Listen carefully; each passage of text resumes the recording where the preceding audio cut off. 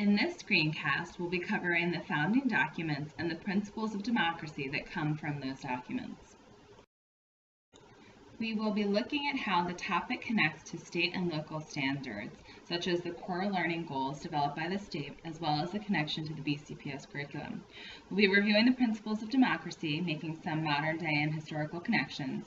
We'll be looking at connections to historical and founding documents, applications within the documents, and connections to the HSA with some examples of practice questions. We'll be starting today with a look at the core learning goals because they're our go-to for what is testable and what students need to know for the HSA.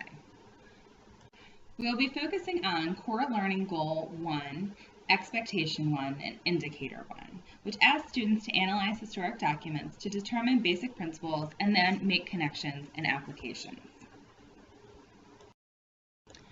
To find out what connections students will need to make, you can look to the assessment limits. Here you will find the documents students need to know, when they will be given extra information and don't necessarily need to know the document, and specifically which principles they need to know and be able to connect to historical documents and real-world situations.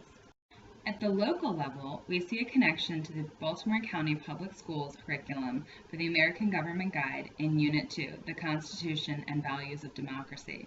Specifically, we are trying to get students to answer the essential question, how have the democratic values influenced the past and present? Today, we're specifically going to focus on the past, but maybe some examples of the present as well. To help us figure out how to meet those standards, we're going to quickly review the principles of democracy. They are central to our government and our founding documents and something the students must know for the HSA. One of the overarching themes in our founding documents, and one that connects to many of the other principles, is the idea of limited government, meaning the government power is not unlimited and there are restrictions on what government can do. We see this in documents such as the Declaration of Independence, the Articles of Confederation, and the Constitution, and we'll look at more specific examples of those a little bit later. Central to the idea of limited government is separation of powers. Our founding fathers were fearful of any one person or group getting too much power, so they decided to divide power among separate branches, each having its own specific powers. So the legislative branch can make laws, executive branch can enforce laws, and judicial can interpret them, thereby limiting the power of government and ensuring that chances are one branch isn't going to take over and get all the power. Separation of powers, however, was not enough to limit government. They also needed to ensure that one branch doesn't become too powerful. So to do that, they have checks and balances, where each branch is given some power over the others.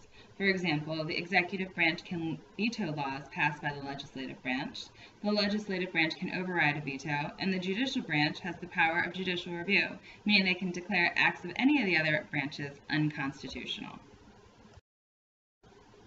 Government power continues to be limited by dividing it further among different levels of government, national, state, and local, known as federalism, and that each level does not have complete control. For example, the drinking age. While the states have power to make the drinking age, the federal government provides incentives to keep them at 21. Therefore, the national and state governments are working together to make laws, but each retaining their own powers. The states don't have to listen. Another principle that was important to our founding fathers and further limits the power of government is the rule of law, meaning that the rules apply to everyone, including our government officials. This is illustrated in the Watergate scandal involving Richard Nixon. He did not escape investigation. It was even decided by the Supreme Court in U.S. v. Nixon in 1974 that he had to turn over information for the investigation, even though he was the President of the United States at the time. Popular sovereignty and consent of the governed are central to any democracy. It's the idea that the power comes from the people, and that all government power can exist only with the permission of the people, or the consent of those that they rule. Most clearly, we see this in voting. It's our permission to government officials to rule. We are giving our consent and agreement to allow them to rule. We can also see it, though, through letters, protests, petitions, or how people get in touch with government and let them know what they want.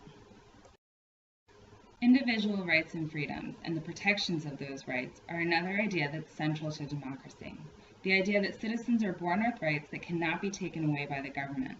These are most clearly protected in the Bill of Rights, where we see rights such as free speech and due process rights protected.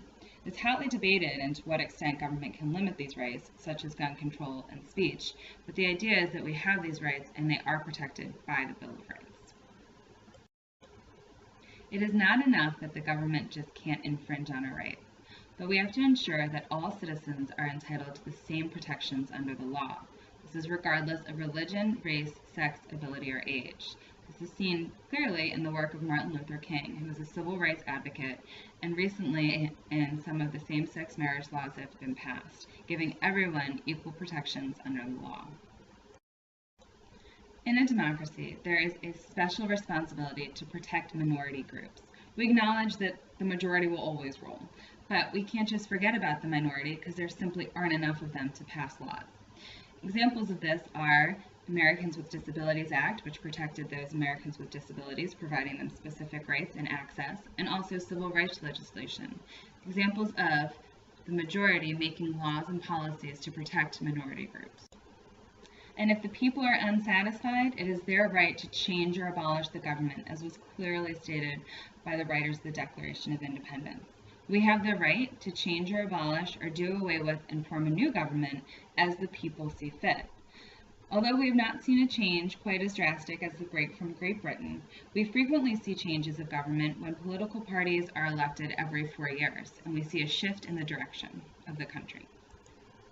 While many of these ideas were revolutionary at the time the Declaration of Independence, the Articles of Confederation, and the Constitution were written, they were hardly original. Many of the ideas were borrowed from history. To find many of these ideas, we can go all the way back to the Magna Carta written in 1215, which was the first formal document to place limits on the King of England. While many of the ideas were applicable only to the time period, there were provisions such as no free man shall be taken or imprisoned or outlawed or banished or in any way destroyed unless by lawful judgment of his peers or the law of the land, clearly demonstrating due process of law. The principles can further be seen in English documents such as the Petition of Right, written in 1628, and the English Bill of Rights, written in 1689. These documents provided for limited government, separation of powers, and protections of individual rights.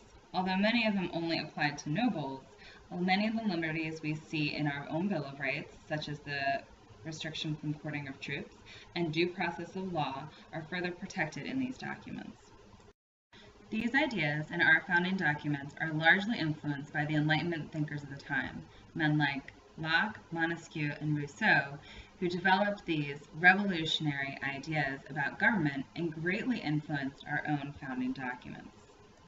Which brings us to our own founding documents.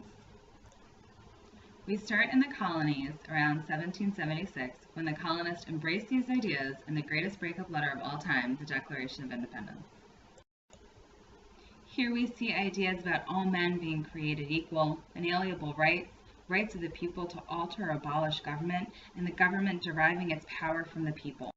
These ideas directly connect to many of the principles of democracy, such as equal rights, individual rights and freedoms, the right of the people to change or abolish their government, and popular sovereignty and consent of the governed. After the break from England, the colonists set out starting their own government under the Articles of Confederation. Here we start to see many of the ideas that our founding fathers relied upon, such as limited government and federalism. It is, however, a flawed document that will not last. The powers of the national government are limited, and there is no national court system or separate executive branch, so laws can't actually be enforced. All the government can do is ask the states for money, and the states can say no, because the states still retain most of the power. This brings us to 1787 and the Constitutional Convention, where the decision was made, rather than to revise the Articles, to start over with a brand new document.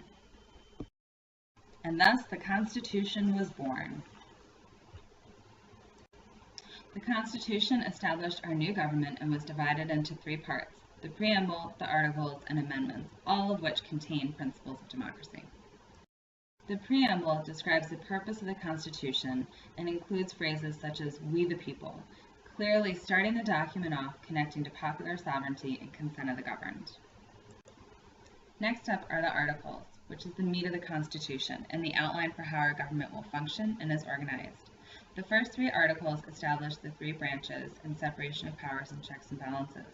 The later articles give details on amending the Constitution, the states, the Supremacy Clause, and how the Constitution will be ratified, specifically outlining a federalist system of government where national and states will share power. The Constitution's main goal is to limit government and set restrictions on what it can do. Examples are found all throughout. It is seen with the separation of powers in Articles 1 through 3, and also the specific checks placed on each branch. We see federalism in the shared powers between the national and state government and in national and state powers that each retain on their own. We also see the concept of federalism demonstrated in the amendment process. Although hotly debated among the Federalists and Anti-Federalists, a Bill of Rights was decided to be added to the Constitution as the first 10 amendments and the first order of business of the new government. The first 10 amendments list the rights of individual citizens the government must protect. Later amendments, such as 13, 14, and 15, further extend these protections and offer equal protection of all citizens. So how does this all relate to the HSA? First, we need to return to our core learning goals to see what students need to know about the documents and principles, as outlined in red. Looking at the documents, many that we covered, looking at the principles, which we reviewed, and how students need to apply them. More specifically, you can turn to public release items to see exactly how students will need to apply them. We talked about reflected in the questions, such as the Magna Carta's connection to due process,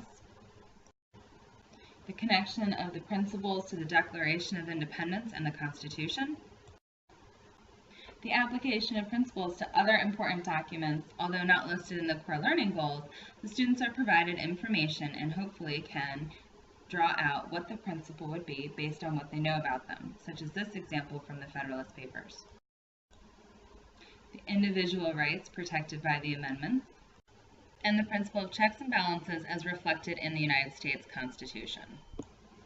Hopefully now you have a better understanding of the connection to the core learning goals and BCPS curriculum for the standards, a review of what the principles are, a connection to historical and founding documents and what historical and founding documents students can find these principles in, an application of those principles, and a connection to the HSA.